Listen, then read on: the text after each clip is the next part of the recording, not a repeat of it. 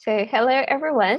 For those who just joined, this webinar will be live translated into English and Spanish. Please click on the globe at the bottom of your screen and select your language of preference. All right. So welcome everyone to the Marine Biodiversity Networking Fridays. I am Ming.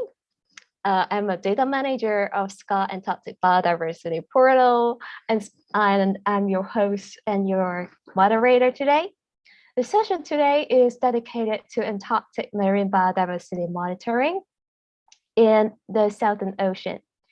So before we begin, I would like to run housekeeping. So please wait a moment. So this is the program for today. We'll first begin with a talk from Dr. Huw Griffiths from British Antarctic Survey about Antarctic biogeography of life beneath the ice for about 20 minutes. And after that, we'll have Fernando Tarapow from University of Buenos Aires and Argentina Navy to talk about the biodiversity in the Antarctic Treaty. During the presentation, you are welcome to input your questions in the Q&A box at the bottom of your screen. Please refrain from posting your questions in the chat.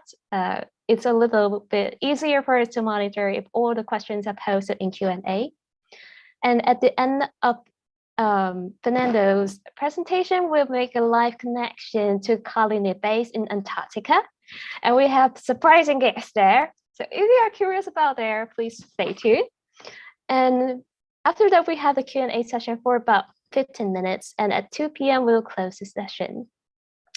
During this event, you're welcome to tweet about it using hashtag NetFridays, or you can also subscribe to the Air Center YouTube channel, where this presentation is live stream.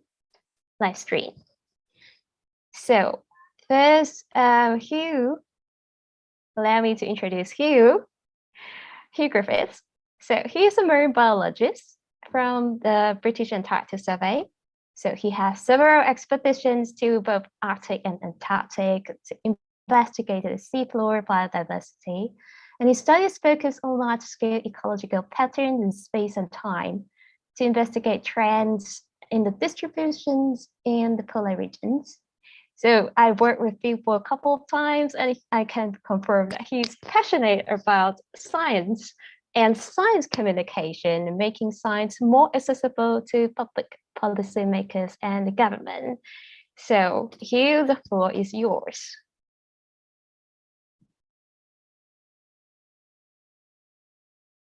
Thank you, Ming. Thank you, everybody who's turned up, including some very well-known Antarctic scientists in the audience. I've got to be on best behavior and get this all correct for everybody.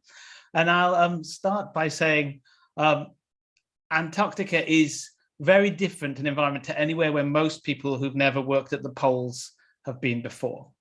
And I'll go into some of the reasons behind that. But even as far as many people don't even know what Antarctica looks like. They know what it looks like in terms of icebergs and things, but there is an image here of it from space, which I've got a moving image so that you can see how dynamic Antarctic environment is. So in winter, the area of the continent doubles as the sea surface around it freezes. And these incredibly cold temperatures driven by cold winds coming off the land. And then as the sun starts to rise after 6 months of darkness, that ice, you can see it shrinking away. And this is from the 2016-2017 season, when Antarctica had its lowest ever recorded at the time sea ice levels. And this year we've gone even smaller than that. So you can see that the sea ice around the continent almost completely disappears, but stays in some very important areas which are incredibly difficult to sample. So although I won't be telling you about the sampling methods and things we use in Antarctica, because they're very similar to the rest of the world, you need to understand that when we say sea ice, sometimes that could be whole seas covered in ice, or almost the whole of the Southern Ocean. So that can really affect how and where we can work. Now, this ice, you have the ice on the land, which can be several kilometers thick. You have also the ice that's pushed off the land that goes into these huge floating slabs of ice that are freshwater ice called ice shelves. And then you also have that sea ice that I was talking about. But sea ice isn't just one type of thing. You can get very thick multi-year sea ice down to small, tiny bits like pancake ice and platelet ice, which is much more easy to maneuver through. And the types of ice you have affect the types of biodiversity you find as well. As well as being very icy, Antarctica is very cold. And Antarctica is thermally isolated from the rest of the world by what is called the circumpolar current, and the main jet of that, which is the polar front. And the polar front is where on the map on the left, you can see the difference between the blue and the yellowy red colors. So that line is an oceanographic line, and it's the difference between the warm waters north of Antarctic waters and the cold waters of the Antarctic. But if you look at the sea floor temperatures, which is the map on the right on exactly the same color scheme, cold water spreads out from Antarctica into the rest of the world's oceans. So it's very isolated at the surface, but incredibly well connected to the other parts of the world's oceans in the deep. So biodiversity is isolated in some ways and connected in a very slow way in other ways. So it depends on where you're looking in Antarctica.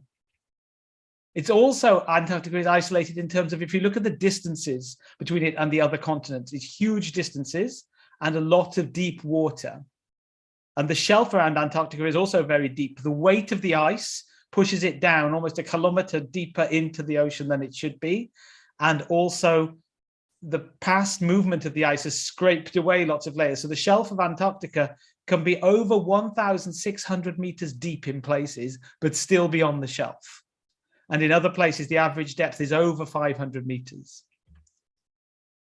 It's also isolated. Those currents I was talking about are driven by winds. And you can see that distance between Antarctica and the rest of the world allows these red areas that are the strongest, fastest winds to move without anything slowing them down. You'll see how the continents are blue everywhere else and slow the winds down. But in Antarctica, it's surrounded by a constant set of winds, the westerly winds. And they drive the Antarctic circumpolar current, the biggest and strongest, fastest current in the world, which keeps Antarctica cold and isolated. But it also has subcurrents within that, which we see as different environments. So you have the Weddell Sea Gyre and the Ross Sea Gyre as huge ecosystems in themselves, which are very important for studying Antarctic ecosystems. But Antarctica is also the center of the global ecosystem when it comes to oceans. This map is the world turned around, so you're looking at it from the ocean perspective. And Antarctica is the middle of global ocean circulation and incredibly important for deep sea oxygenation, species that migrate for feeding, all sorts of things, but also part of our climate system as well. But a lot of you are interested in life in the sea. So I'm going to start off with an image of classic emperor penguin. Everyone thinks that's what Antarctica is. And our art department at British Antarctic Survey came up with this wonderful schematic diagram of the different levels of life in the ocean in Antarctica, from the cute fluffy penguins and things at the surface to the creepy crawly things that I study at the bottom of the sea. And within that system, we have an estimated 20,000 plus species. And we say estimated because we keep finding new ones all the time. For the work that I do, somewhere between 10 and 20% of the stuff we find is new to science. And if you're someone like Angelica Brandt, who's actually on this call at the moment, when she goes deeper with some of her expeditions, 80 to 90% of the species can be brand new to science. So Antarctica is a place of discovery. But we can be pretty certain that there are around 90 species in that kind of top predator bracket, the things that everyone associates Antarctica with. So we have these kind of things that on my last expedition, pictures I took from on the ship. So these are animals that came to us in Antarctica. There are 17 different types of penguin in the world, but only 2 of them make Antarctic continent their true home. And this little video will give you an idea of my favorite ones, the Adelie penguins, just seen from the ship. And these are incredibly graceful in the water, like little torpedoes. But on land, they're clumsy, clown-like animals. And even their eyesight isn't so good out of the water because they are a marine animal. They are truly adapted to the marine realm. And it's only when they come out and one of them goes completely the wrong way, you realize these are quite entertaining animals, but also incredibly well adapted to their environment. But they're relatively new compared to most of the later marine creatures I'll talk about. The same with the seals. There are 6 types of Antarctic seals: the leopard seals, the Ross seals, the Weddell seals, the crab-eater seals, and the fur and the elephant seals. And here's an image of a large male elephant seal enjoying a sunbathe at one of our research stations and blocking people from being able to get to the airstrip. And these things weigh tons. They weigh more than cars. So when you want one of them to move, it's not simply asking it to shoo. There are also 15 species of whale in Antarctica at any one time. Some of them, like the blue whale, are mostly summer visitors. And then we have this fantastic video of minke whales racing our ship through the Antarctic sea ice. So you'll see the white behind is not land, that is frozen sea surface. And then these whales are taking their time to follow the ship and race us. They're not doing it for any kind of, they're not scared of us, they follow us, they've never seen anything like us before. But these are animals that spend most of their life in amongst this sea ice, able to find the tiniest breathing holes to be able to find air. Even in winter, these minke whales will spend their time around the ice. And the Antarctic food web that most of you will think of is there's some phytoplankton at the bottom. Then you have krill, this incredible animal, which is one of the most abundant animals on the planet. And pretty much everything above that in the food web eats krill. So you've got penguins, seals, whales, birds, squid, fish, all eating krill. And then above that, you've got leopard seals and killer whales all eating them. So you've got this very short food chain from primary production straight into big, big top predators. And that's where most people's thinking of Antarctica stops. But within the plankton, you have these diatoms and other phytoplankton that are producing the food. And then about 700 species of small organisms somewhere in the water column. And that seems like quite a lot, but remember I said 20,000 at the start, and we've only covered about 800 so far. And the key one of these, as I said earlier, is krill. And krill plays a really important, not just the role in the ecosystem of being eaten by other things at the surface. It eats the tiny plants, the phytoplankton, and it's quite a messy eater. So you get these spitballs and things falling that let the phytoplankton sink fast, but also their poop is perfect little pellets of nutrition that take it straight to the seafloor. And at the seafloor, that's where all the action really happens as far as I'm concerned. Something like 19,000 species. That's a big number. It's very difficult to visualize. But just from a handful of expeditions, here is an image of the sorts of animals we find at the seafloor, from huge corals and sponges 2 meters tall to giant 50-armed starfish, which catch krill out of the water with their reflexes almost like a Venus flytrap. We have sea spiders the size of dinner plates with up to 12 legs. We have sea cucumbers, sea pigs. We have a huge diversity of both color and forms and shapes. And this diversity is what makes it incredibly difficult for us to put an exact number on the number of species, because we keep finding more. But this ecosystem is incredibly well balanced. There's a lot more filter feeders and detritus feeders there because this food is all falling down from above. So there's not many predator-driven ecosystems in Antarctica, but there are, as this video will show you, some really beautiful filter feeding ecosystems. And you'll see brittle stars, starfish, corals, soft corals. There is the sea squirts with an isopod on top of it, and also a tube worm. There's a fish living inside a sponge, taking advantage of the light from the ROV to be able to catch the krill that are swimming past. There's a huge amount of biodiversity. You also have large predatory animals such as the octopus, and then there's a an ice fish. And these Antarctic ice fish, you may have heard about their nests in the news. They also have no red blood cells because there's so much oxygen in the cold water. And instead, they have antifreeze proteins in their blood to stop their blood from freezing. You have these giant glass sponges. You have swimming feather stars or crinoids. And this ecosystem almost resembles the sort of thing you would have seen at the time of the dinosaurs, more than the ecosystems you see in warmer waters, because we're lacking things like most groups of predatory crabs and sharks and other things which would make a feast out of this largely defenseless set of organisms, because even the shelled animals in Antarctica, because of the cold, are really fighting to provide a skeleton. So many of the marine mollusks, for example, have very thin shells.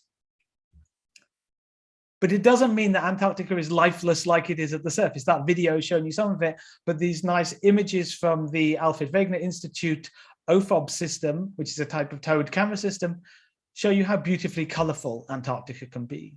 That there's these huge sponges, you get the soft corals and the crinoids and things, and again, fish. And nothing is wasted in this environment. They have 6 months of daylight at the surface, providing a lot of food, and everything gets eaten. It's this huge amount of food coming in, and it's a huge amount of biomass. The polar regions have some of the highest biomass on the seafloor of anywhere in the world. And sometimes it's not just the plankton that comes to the bottom. You get things like whale falls and other things. And in this case, it's one of those Adelie penguins I was telling you about earlier. And it can't have been there that long because it still has feathers on its flippers and things, but it has been picked clean. So although Antarctic animals have a reputation for being very slow moving and slow growing and things, if an unexpected meal drops to the seafloor, with baited camera traps, we've been able to see that amphipods and things will swarm on it almost like a school of piranhas and take as much food as they can before everything slower moving arrives. So there is a huge amount of recycling. And I talked about new species. Angelica could probably tell you about the hundreds of new species she has named, but I've been lucky enough to have 2 species named after me. As you'll see, there's one that has a Huw as its species name, and one is a Griffithsii. Now, some of you may say, what are those things? They are sea cucumbers. And from one expedition, we found about 10 new species of sea cucumber described by experts from Australia, who came back to us twice and said, we've run out of things to name these after. Can we use both of your names to name them after, because you found so many new species? So Antarctica, even in relatively well investigated areas, has a lot of new species. So I think it's really important that we understand that when we talk about biodiversity monitoring in Antarctica, half of the species we know of from only single or doubletons in terms of collections. So we can't really say much about their ecology, but also we can't be sure about how many of them there are and things. So in terms of conservation, we don't know if they're patchy or rare, or we're just not looking in the right places or with the right equipment. So Antarctica is a place of genuine discovery. And beyond that as well, these novel species may also have biogeochemical properties that are useful for medicine or antibiotics and all sorts of things. So Antarctica really is a treasure trove. But to protect that treasure trove, the Antarctic Treaty has very strict rules about whether or not people can do bioprospecting and things like that. So the Antarctica is very well protected as well. So it's a great place to do science, and very good for collaborative science, where maybe sort of 14 or 15 nations might be on one vessel at any one time researching, because the experts are so spread out around the world that we have to work together to be able to identify these things. And to talk about bringing experts together, the next thing I'm going to talk about is where Ming works at the SCAR Antarctic Biodiversity Portal, because that contains literally millions of Antarctic records of distribution points for lots of different types of animals and plants within Antarctica. And part of the activity that came through that and SCAR, which is the Scientific Committee on Antarctic Research, was to produce an atlas of biodiversity out of this data.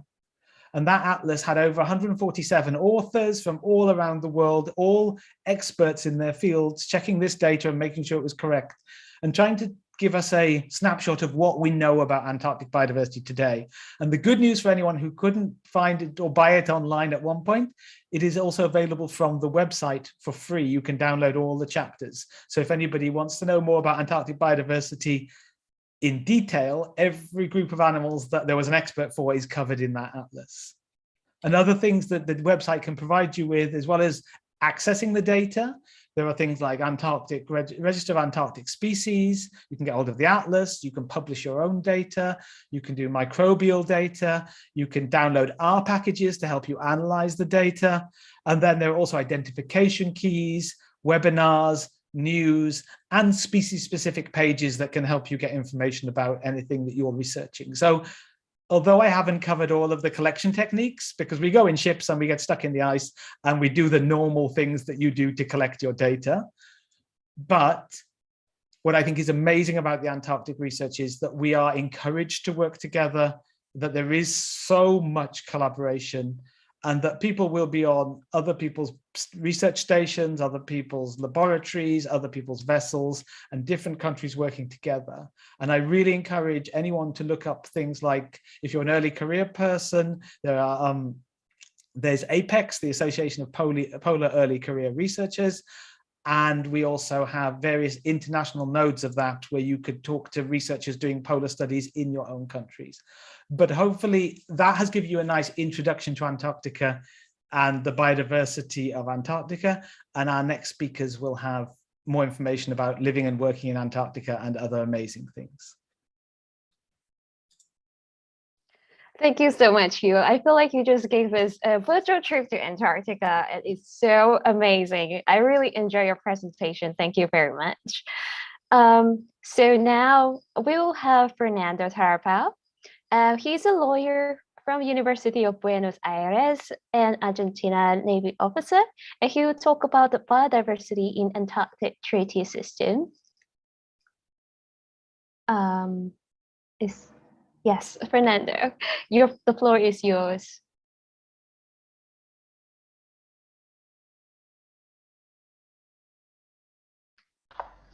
Well, thank you, Mil.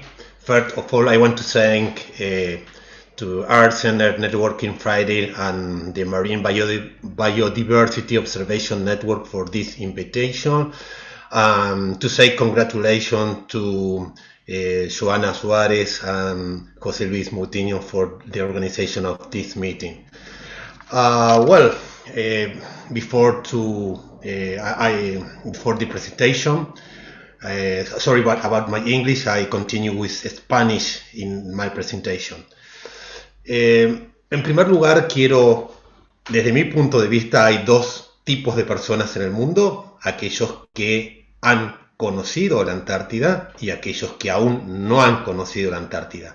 Aquellos que hemos tenido la suerte de estar en la Antártida, cuando hablamos de una frase que dice en la Antártida el silencio se escucha, no nos parece nada extraño, no es que estamos locos, sino que en la Antártida hay un sentir muy diferente a cualquier otra parte del planeta, por las características propias de la Antártida.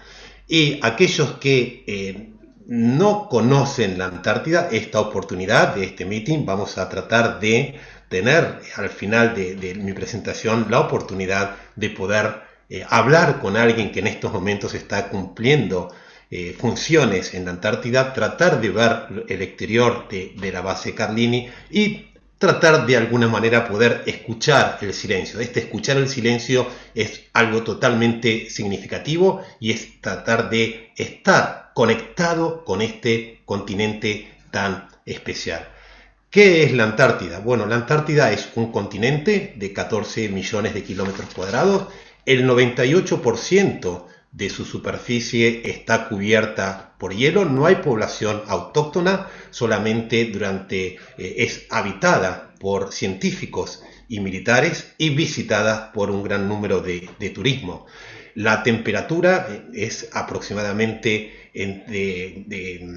va variando, pero es muy baja la temperatura, es el continente más seco, el más ventoso, y un aspecto como para tener en cuenta es que las 3/4 partes del agua dulce del planeta está contenida en el hielo de la Antártida.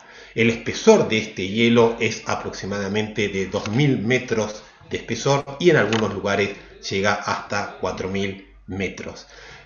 Geológicamente, la Antártida se divide en dos áreas: la Antártida del Este o occidental, que ocupa estos 8.000 kilómetros cuadrados, el 89% es hielo y el espesor de este domo, de este hielo, es aproximadamente de 4.000 metros. Y por otro lado, la Antártida occidental, que es prácticamente un tercio del continente, cuyo espesor de hielo es mucho menor, y aquí hay actividad sísmica que no sucede en la Antártida oriental. El punto más alto de la Antártida es el monte Vinson, de 4.000 metros, Y las temperaturas más bajas y más altas, la más baja se ha registrado en la base Vostok de Rusia y ha sido de 89 grados bajo cero. Y la más alta temperatura fue registrada no hace mucho tiempo, lo cual no es un buen dato en cuanto al cambio climático, y ha sido registrada en la base Esperanza en Argentina y con una temperatura de 18 grados centígrados.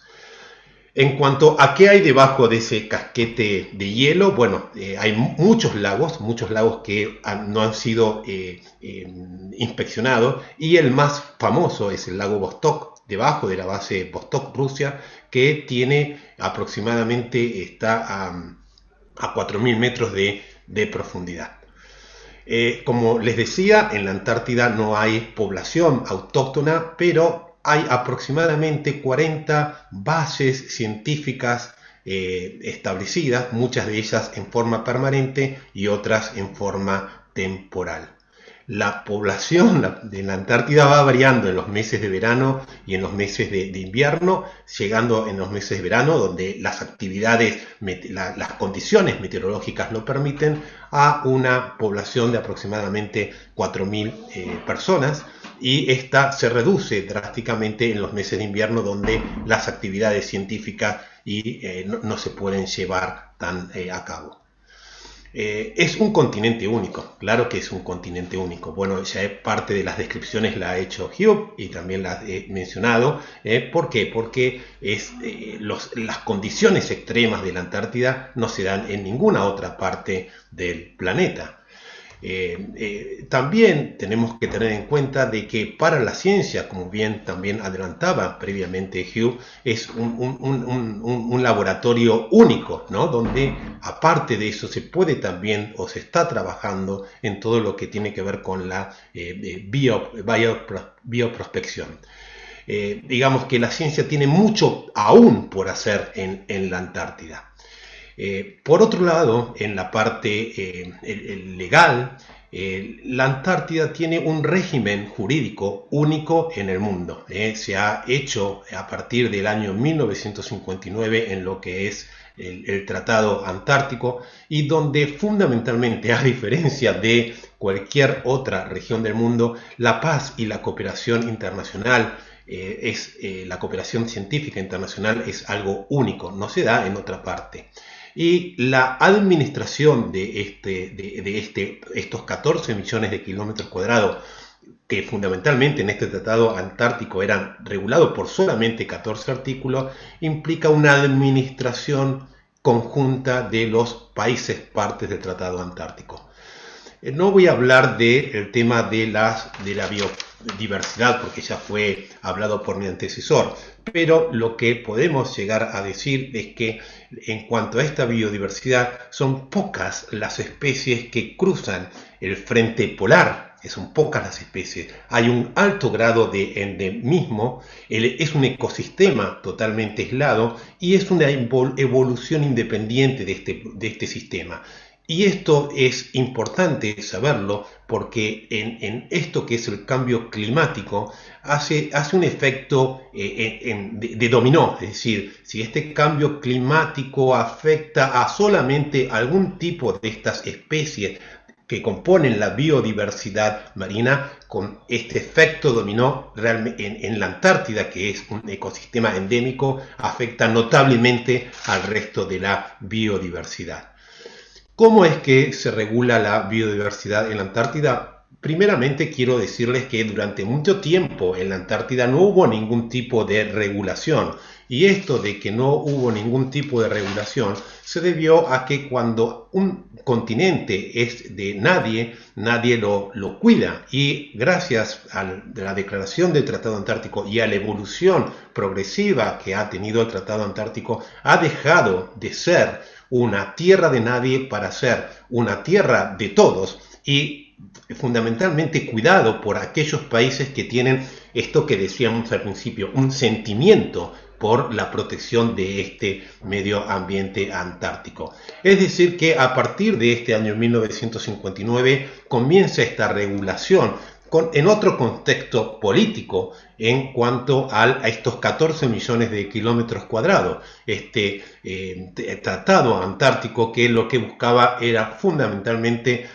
lograr una región de paz, lograr tratar de establecer un tipo de régimen legal en una época donde muchos estados, entre ellos Argentina, Reino Unido, Chile, reclamaban parte de territorio, y tratar de encontrar un ámbito de cooperación científica que había sido el espíritu que se había tenido el año anterior en el año geofísico internacional.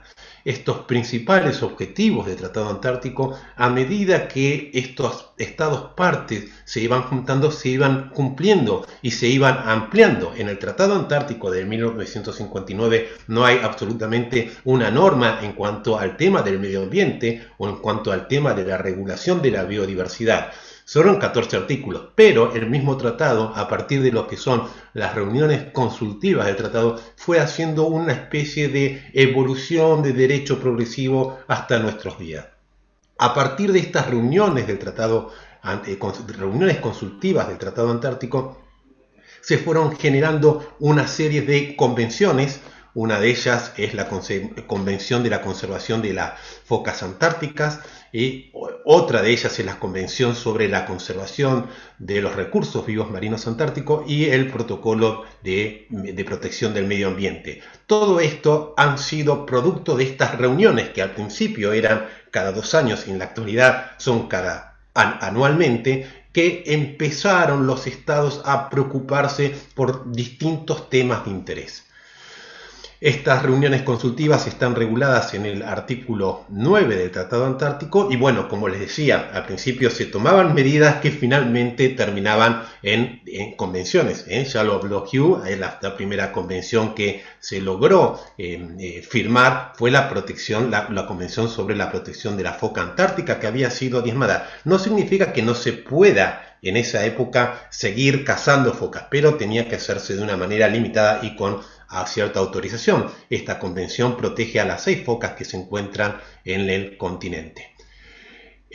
Más tarde fue la Convención sobre la Conservación de los Recursos Vivos Marinos Antárticos, y fue motivada por la sobrepesca del krill. El krill, como ya se ha mencionado, es parte clave en todo lo que tiene que ser la existencia de la biodiversidad antártica. Esta convención ya no tiene un límite físico jurídico como es el Tratado Antártico, que hablaba de los 60 grados de latitud sur hacia el polo sur, sino aquí tiene una visión ecosistémica, ya tiene que ver con la calidad de las biomasas que habló Huw en cuanto que rodean al continente antártico. Y esta convención, lo que se ha propuesto es aplicar medidas en el área, utilizar un sistema de observaciones y de inspecciones, utilizar un sistema de monitoreo satelital para aquellos buques que están autorizados a pescar en las áreas de la Convención de Recursos Vivos Marinos Antárticos, y hacer un registro de la documentación de aquellos buques que han capturado o pescado. Por último, la siguiente convención muy importante es que tiene un origen por ahí no del todo exitoso, que fue el tema de la extracción de minerales, que finalmente por un tema medioambientalista nunca se logró firmar. Surge el Protocolo de Protección del Medio Ambiente de la Antártida, que tiene 6 anexos. El anexo 1 habla del impacto ambiental y el anexo 2 es fundamentalmente un anexo que apunta al cuidado de la biodiversidad en la Antártida. Tiene que ver con la fauna y con la flora. Este anexo 2 lo que busca es la protección de la fauna y flora nativa en la Antártida, y prohíbe la extracción o el ingreso de especies al continente sin ningún tipo de permiso. Y además logra designar a especies especialmente protegidas. En el anexo 2, cuando se firmó, había una sola especie protegida, que era la foca de Ross. esto no es algo como para decir, bueno, qué bueno que se protege una especie, sino que cuando se protege a la especie es porque corre peligro de extinción por un tema, en el caso de la nueva propuesta es del pingüino emperador, que el cambio climático lo afecta más que a ninguna otra especie. También en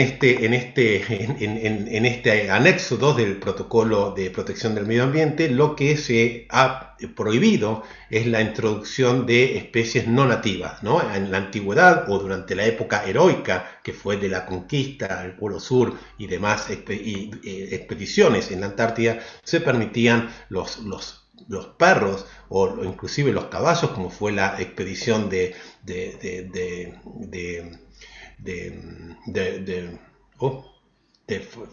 Robert Scott al Polo Sur, e inclusive hay registros en una expedición en la Terranova de Scott que se llevaron hasta gatos. Eso ya está prohibido desde el año 1994, fue la última vez que pudo haber un perro en la Antártida u otras especies domésticas.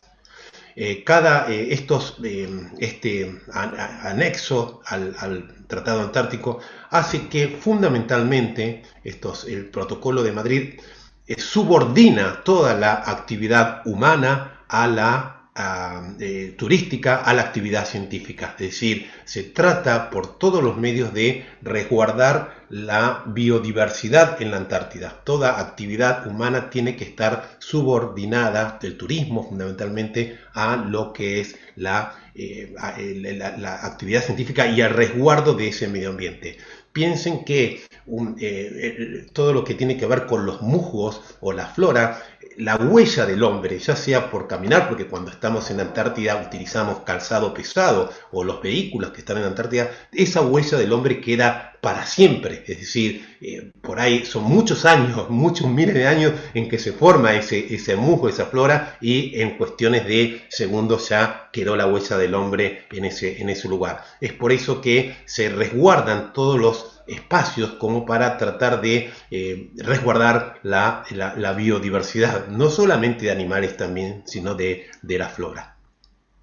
Entonces, protocolo de protección del medio ambiente crea lo que es el Comité de Protección del Medio Ambiente, en donde es el encargado de, entre otras cosas, de gestionar los riesgos que tiene que ver con la introducción de especies no autóctonas, gestionar todo lo que tiene que ver con el impacto al medio ambiente y comprender las consecuencias que puede llegar a tener la actividad del hombre en la Antártida. En cuanto a las medidas que se toman en referencia a la biodiversidad, yo acá les muestro una que me resultó muy interesante en la última reunión consultiva de Praga de 2019, que tiene que ver con el código de conducta para el uso científico de los animales. Y es algo muy, muy interesante, y solamente se entiende que pueda salir este código de conducta por gente que ha estado en la Antártida. Lo que busca este código de conducta es tratar de causar el menos sufrimiento al uso de los animales para actividades científicas. Y por último, algo que también es muy interesante, tratado por este comité científico, el Comité de Protección del Medio Ambiente, es el tema del manual de las especies no nativas, que lo que busca es tratar de monitorear, tratar de prevenir fundamentalmente que especies no nativas ingresen al continente, monitorearlas y en caso de que se produzca esa introducción, responder rápidamente, en el sentido de que si no se responde rápidamente, las consecuencias pueden llegar a ser más grandes. Por último, ahora sí, quisiera darle lugar a este contacto que tenemos en la Antártida. Vamos a hacer un contacto en la isla Shetland del sur, con la base Carlini, y esta isla donde vamos a hacer contacto es con lo que se llamaba la ex base Giovanni. En la actualidad se llama Carlini por ser un científico que estuvo 20 años dedicado a la actividad científica en la Antártida y murió en la Antártida. Entonces nosotros ahora vamos hablar con la doctora Rosana Sander, que es licenciada en biología y que es, digamos, la jefe científica de esta base, que acá yo la muestro con el cursor. Se encuentra en la isla King Shore o 25 de mayo, donde hay otra serie de estaciones científicas. Quiero avisar solamente de que en estos precisos momentos se está produciendo una evacuación médica, por ahí Rosana nos pueda aclarar un poquito más, y que el jefe científico de la base no pudo estar hablando. Entonces, bueno, no sé si Rosana, vos estás escuchándome, entonces yo te cedo la palabra y la idea es que nos cuentes qué es lo que estás haciendo en la base Carlini y que, bueno, cuál es tu experiencia en la Antártida. Yo sé que estuviste ya 5 veces haciendo campañas antárticas de verano, pero que es tu primera invernada en una base polar, así que nos interesa mucho saber qué es lo que estás haciendo. Bueno, buenos días a todos. No sé si se me escucha bien. ¿Se escucha? ¿Me escuchan? Sí. Yes, Sí, te we can escucho. hear you. Perfecto. Bueno, muchísimas gracias por la invitación. Como decía Fernando, soy bióloga. Estoy cumpliendo tareas como bióloga invernante en la base Carlini, Argentina. Y estoy junto con otro chico, biólogo también, somos los dos responsables de continuar y realizar los trabajos durante el invierno de muchos de los proyectos de investigación que pertenecen al Instituto Antártico Argentino. Actualmente somos 30 personas en la base, desde fin de marzo que se fue la mayoría de los científicos, y hasta septiembre, octubre, que llegan nuevamente los científicos que realizan las tareas durante el verano. Científicos o biólogos somos nosotros dos, y después, bueno, hay parte militar de las distintas fuerzas, que son los que mantienen la base y hacen la logística. Como decía Fernando, yo siempre había venido en campañas de verano. 5 meses fue lo máximo que estuve en otras campañas, desde el 2012, 2012-2013 que estoy viniendo. Y bueno, este año decidí intentar venir todo un año y vivir la experiencia de pasar un invierno acá en la Antártida. Básicamente, los proyectos de investigación que se están realizando, todos se enfocan o se dirigen al efecto que está teniendo el cambio climático sobre diferentes tipos de organismos. Hacemos estudios ahora voy a tratar de salir, estoy ahora en uno de los laboratorios, así que ahora voy a tratar de salir afuera y mostrarles un poquito cómo está el día y un poco la base. Y acá enfrente de la base tenemos una caleta Potter, que bueno, algunos de los proyectos lo que tratan de estudiar son las comunidades que hay acá en el mar. Se hacen investigaciones de fitoplancton, zooplancton, peces. Después hay investigaciones que se están realizando con pingüinos, con mamíferos marinos, elefantes, lobos. Hay también estudios de flora, todo lo que es musgos, líquenes y macroalgas dentro del agua. No quiero extenderme mucho en detalles de cada proyecto, pero básicamente es amplia la diversidad de proyectos y de investigaciones que se están realizando. A ver si puedo, les pido perdón por la conexión, por ahí se puede llegar a cortar. Hoy particularmente, a ver si me doy vuelta la cámara.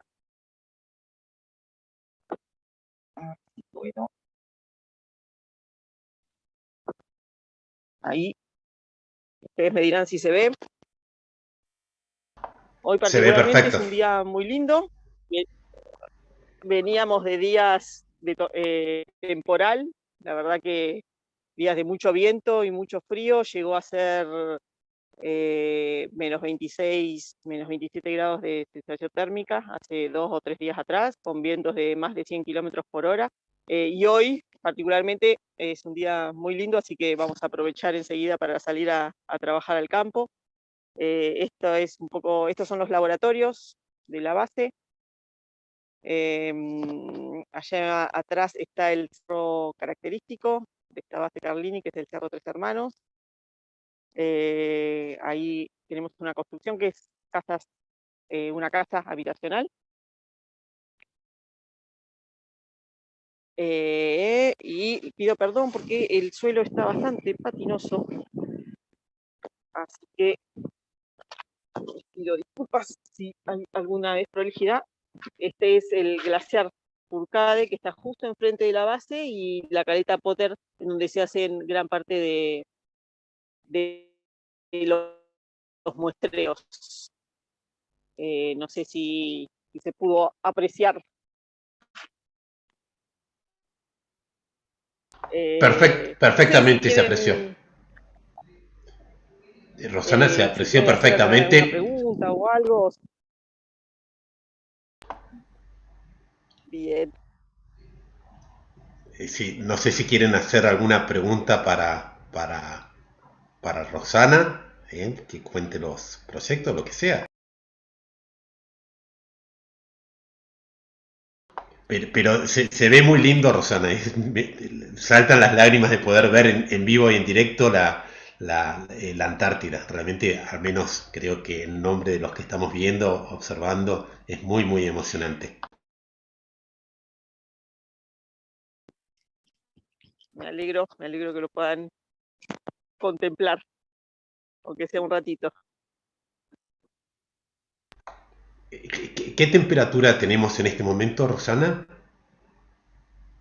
Actualmente está lindo, hace creo que 1 o 2 grados sobre cero. No hay viento, prácticamente hay muy poquito viento, así que la sensación térmica no es tan baja. Así que sí, son pocos los días como el de hoy. Así que bueno, hay que aprovecharlos para salir a trabajar.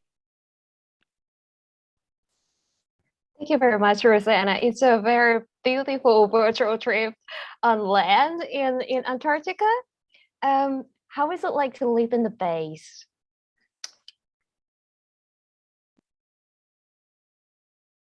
La verdad que es una experiencia increíble.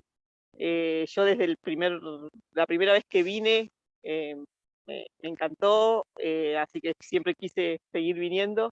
Es diferente a todo lo que estamos acostumbrados, tanto en clima, tanto en paisaje, también la convivencia. Somos poquitos en la base, entonces es todo un desafío la convivencia de ver durante todo el año a la misma persona, pero en lo que a mí respecta siempre lo recomiendo. Al que pueda vivir la experiencia antártica, la verdad que es maravilloso. Thank you very much, Rosanna. So I would like to come back to the Q&A session. So is there any, so we have a couple of questions from Jonathan Hantley and Jerry on the Q&A box. So is it okay for me to go for the Q&A sessions right away? Okay, so we got first questions from Jonathan Hantley. He asked, Huw, you spoke a lot about how the top connects to the bottom to try to rate a strap, but how would you explain how the bottom connects with the top? I ask because it's a tricky discussion within MPA planning, and sometimes people are eager to protect the top, the charismatic styles, but less so on the bottom, the Great Seabed cautiously considered mining rash. So here, would you like to elaborate more about your answer? Yes, and I'll first say thank you very much to Rosanna, because that was an amazing tour and it brings back a lot of happy memories for me, because I visited that station in 2006 on my first ever Antarctic expedition, and it's one of my favorite places. I think she's a very lucky lady to be there.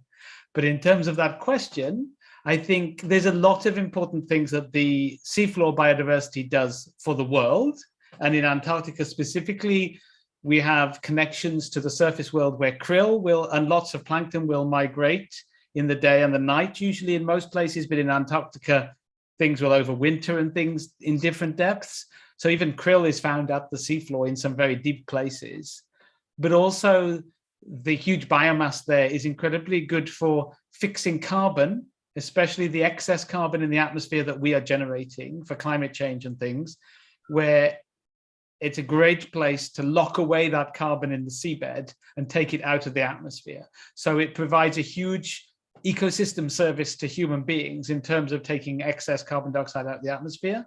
But on top of that as well, this biodiversity that we talk about is a treasure trove of useful compounds for science and for medicine, but also things like these crazy animals that build these amazing skeletons like the glass sponges and things are building them in very cold temperatures and building very strong and flexible structures.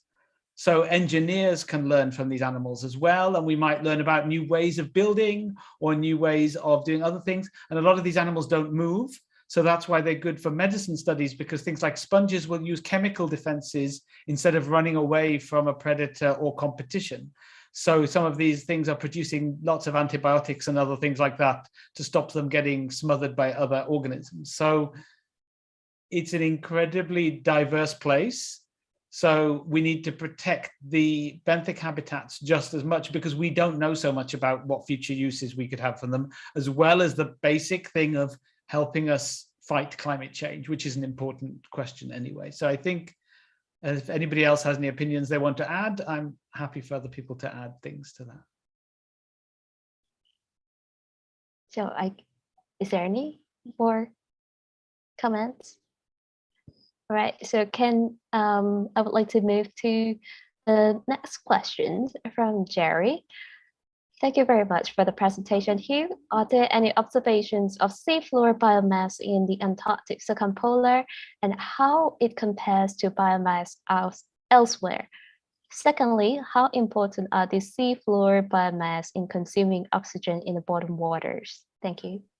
So all around the Antarctic, there is a generally high seafloor biomass, but there are some areas, like some parts of near where Rosanna is now in the deep water there are lots of sponges and things. In the Weddell Sea, there are some areas on the Ross Sea as well where you get these huge numbers of organisms. So it's not the same biomass everywhere, but generally it's higher than the rest of the world. And even in the places where you don't see the sponges and the corals, where it's muddy and flat, especially some areas near King George Island and things are very muddy, but there are literally millions of worms in the mud and other burrowing organisms, and they're eating the mud that is made up of this food that has rained down from above. And in terms of oxygen consumption within the mud, that's very important because the oxygen is limited in the sediment. But in terms of where the sponges and things are living, actually Antarctic waters are the most oxygenated seawater in the world, because if you imagine like a can of soda or fizzy drink, if you have a warm one and a cold one and you open them at the same time, the gas will come out of the warm one first. And this is something oceanographers can explain better than me, but essentially cold liquids hold more gases. So this gas, this oxygen, as well as the carbon dioxide, is absorbed easier by the Antarctic cold water, but also because of the formation of sea ice and underneath the ice shelves that I talked about, very near to the surface, lots of oxygen is absorbed, but the water is cooled very quickly and made more salty by the making of this ice. So it gets heavy and cold and full of oxygen and sinks. So the seafloor in Antarctica has got very cold water, but it's also full of oxygen, which is why some of these animals like the sea spiders can get so big, because they don't have gills or lungs, but they have a very simple body plan with just holes for oxygen to diffuse. But if you have high oxygen, the animals can be bigger with that body plan. So essentially, oxygen is not limiting in Antarctica. And in fact, if we didn't have the Antarctic system I just described with the ice and the cooling, most of the deep sea wouldn't have enough oxygen for most types of life too. So this is an incredibly important thing. So actually, they may be consuming oxygen, but there's an excess of oxygen in the water in Antarctica.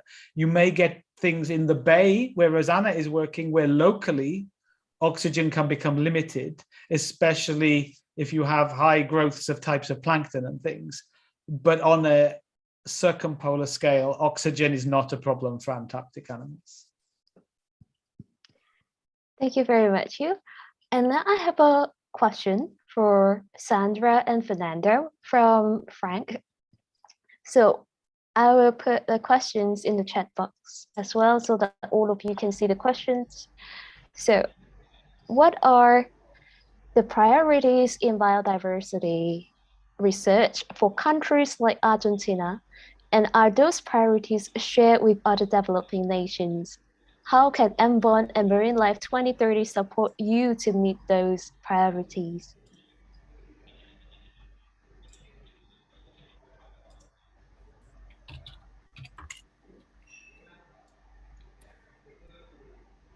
Sandra, no sé si, Rosana, no sé si querés comenzar a responder.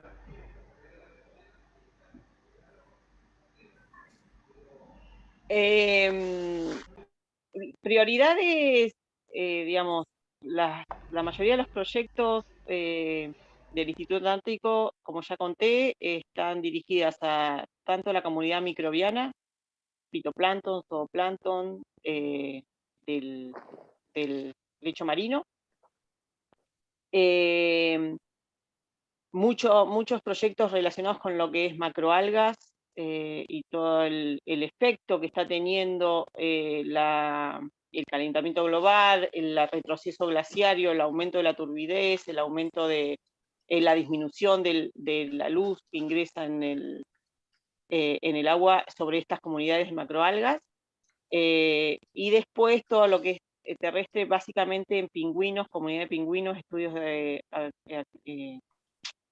éxito reproductivo, de alimentación. Se hace mucho estudio sobre el krill, como nombraban hace un rato, parte fundamental de la cadena trófica en la Antártida, y en la parte de mamíferos marinos, como también comentaba, se hacen muchos estudios de alimentación, de reproducción, censos, aumento o disminución de las poblaciones. Estas son las líneas en general. También fisiologías, estudios de fisiología de pingüinos, en capas y la célula, son organismos gastrófagos del agua. Hay varias líneas prioritarias de investigación.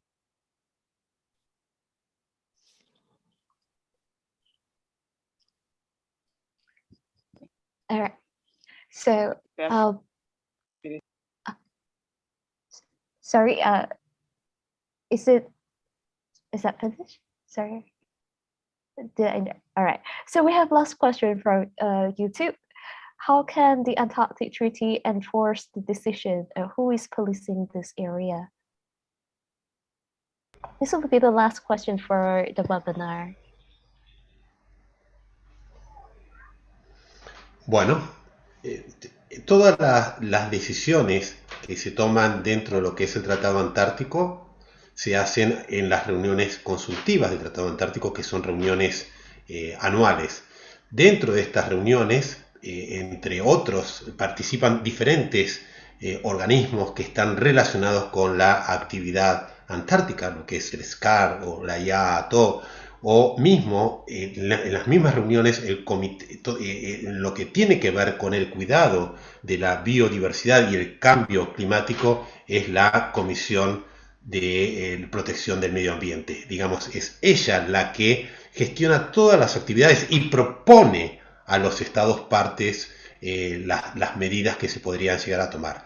En general, lo que tenemos que tener en cuenta es que estas reuniones consultivas del Tratado Antártico se hacen a través del consenso, es decir, el consenso significa de que todos los estados partes, porque hay partes consultivas y partes que son no consultivas, unas tienen voz y votos y las otras solamente están interesados en lo que se realiza en el Tratado Antártico. Entonces, todo lo que tiene que ver con el mecanismo de consenso muchas veces es un mecanismo más lento para decidir, porque consenso significa de que todos los que participan, ninguno puede estar en desacuerdo.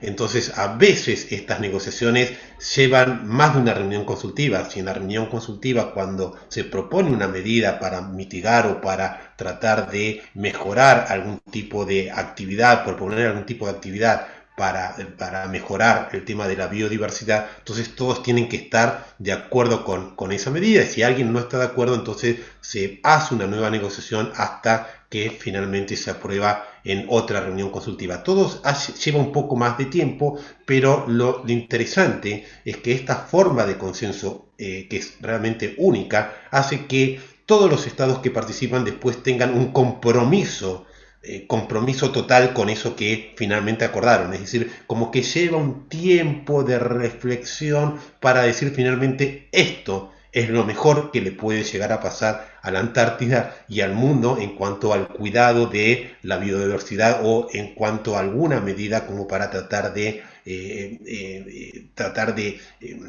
que la actividad que haga el hombre en la Antártida no repercuta sobre la biodiversidad. Es muy interesante este código de conducta para la utilización de actividades de los animales para fines científicos, porque realmente que se tenga en cuenta que esos animales científicos tengan sentimientos y que de pronto hay que tratarlos como si fueran un ser humano más, realmente creo que habla de ese contacto que tienen los científicos y ese compromiso que tienen los científicos con la actividad, fundamentalmente con la actividad relacionada con la biodiversidad, especialmente estamos hablando con las especies vertebradas más que nada, ¿no es cierto? All right. So thank you very much, Fernando. We are at the top You're of the welcome. hour. Any last concluding remarks from all the panelists or the speakers today? I would like to thank again for the invitation to be part of this and for the wonderful questions and the people who spent the time listening. So thank you very much. And I'd like to encourage everyone to, if they can, learn a little bit more about Antarctica and potentially work with us on Antarctic science, because it would be great to have more participation from all around the world. Thank you very much, Huw. Any last words for Fernando and Rosanna? Sí, por supuesto, por supuesto. Rosana, ¿querés hablar vos primero? Lady first. Simplemente agradecer la invitación a vos, Fernando, y a todas las personas presentes. Espero que hayan disfrutado un poquitito del paisaje antártico y bueno, estamos a disposición ante cualquier consulta o inquietud. Bueno, finalmente lo único que quiero comentar en mi apreciación personal es que el futuro del mundo está vinculado con el futuro de la Antártida. No hay ninguna duda al respecto. Lo que sucede en la Antártida repercute en el resto del planeta. Y eso implica que todos, y por eso quiero felicitar a AirCenter y a MBON acerca de este tipo de meeting que nos permiten de alguna manera poder conocer, y en la medida que uno pueda conocer más, se puede comprometer y amar más todo esto que uno pueda llegar a ser. Entonces, nada más que palabras de agradecimiento y felicitaciones por este hermoso meeting, y agradecer también a Rosana de esta oportunidad emocionante de poder ver la Antártida en vivo en un día como un día especial como el día de hoy. Nada más. Thank you very much, Fernando, Huw, and Rosanna. Thank you so much for your time. Thank you so much for all the organizers who are working behind the scene as well. And thank you all of you who are listening to this very exciting and interesting talk for today. We are at the top of the hours. Thank you very much, and I see you soon.